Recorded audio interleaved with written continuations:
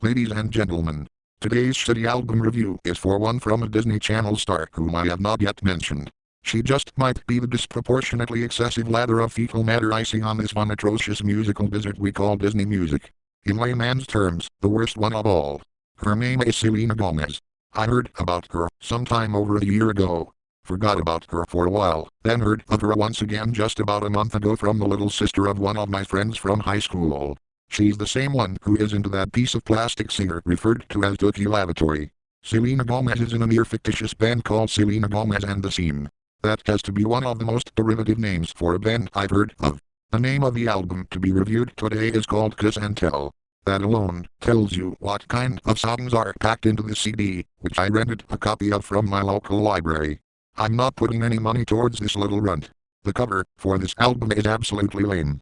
It's just a close-up picture of her with those tiny fake diamond studs in the pattern of a heart over her lips, because the album is called Kiss and Tell.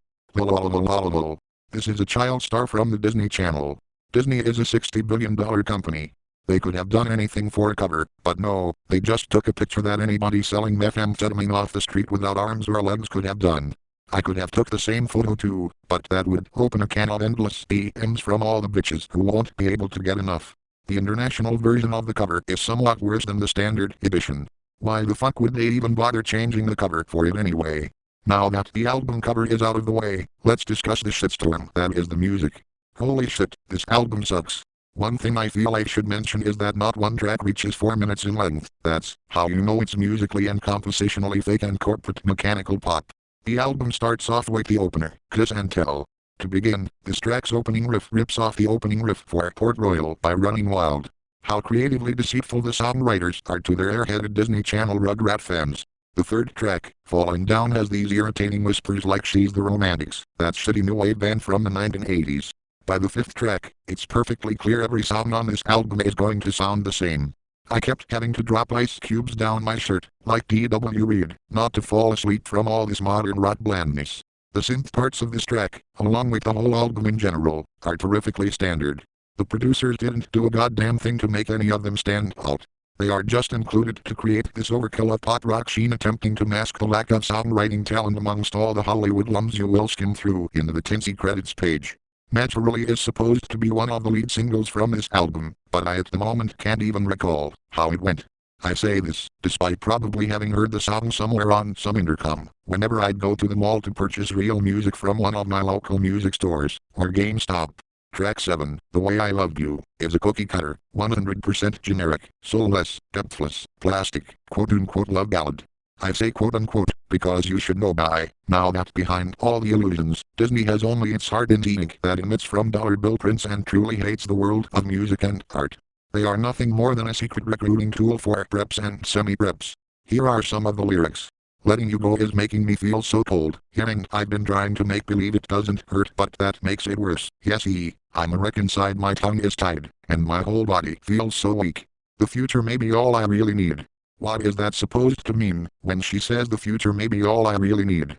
You just went on a tangent about trying to let go of some life-saving young bastard, and how it makes your body feel weak.